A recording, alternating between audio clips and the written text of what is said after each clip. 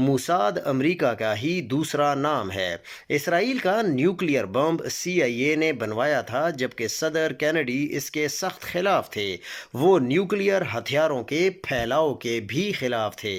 CIA کا اہم افسر جیمز ایگلنٹن کینیڈی کے نامزد قاتل لی ہاروے اسوالڈ کا رساگیر تھا۔ وہ اسے چلا رہا تھا جب وہ مرا تو اس کے سیف سے یہ ثبوت نکلے۔ اتنا اہم انکشاف سن کر کوئی باخبر اینکر ہوتا تو تحیر سے اچھل پڑتا، لیکن بیچارے اس کگو گھوڑے کے کان پر جوں تک نہ رینگی۔